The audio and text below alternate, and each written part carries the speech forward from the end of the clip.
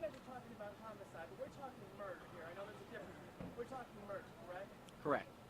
What can you tell us in terms of, I know there's still a lot of evidence to be gathered and things like that, but what do you think happened to April? What do you think was done to her? Well, we really don't want to get into the particulars of that because when we find the individual responsible, we're going to want to compare their story with the evidence that's on the scene. If we start talking about it now somebody's got an alibi.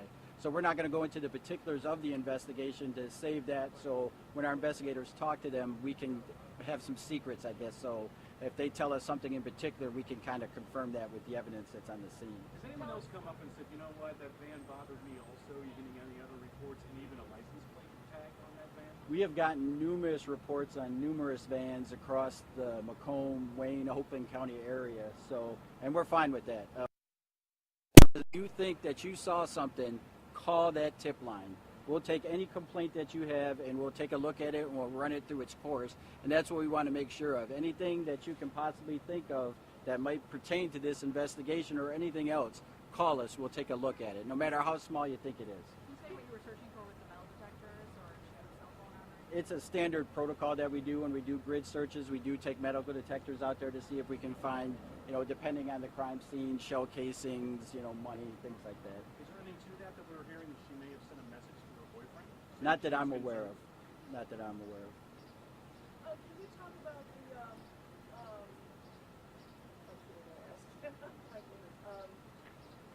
your reaction to hearing something like this has happened? Obviously, it's not easy no matter whether we hear it as an adult or a child, but just to hear that something like this has happened to a kid is just so incredibly heartbreaking. I think for us, anybody that loses their life in the state of Michigan is tragic. You see these resources that we'll devote out here, and we'll be out here until we find the person or the persons that are responsible for this crime.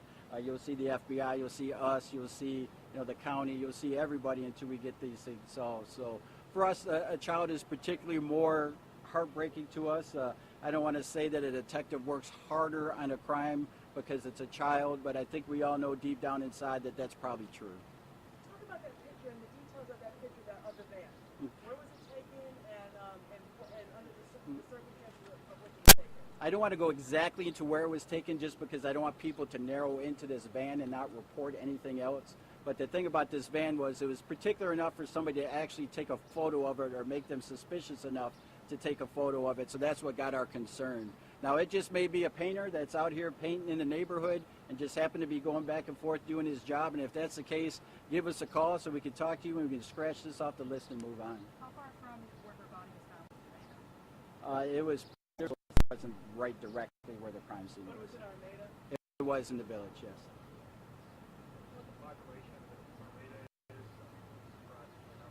I have no idea. Yeah. I know there were two other missing person cases that authorities were originally looking into. This is not related to either one of them. Yeah, this appears to be an isolated incident.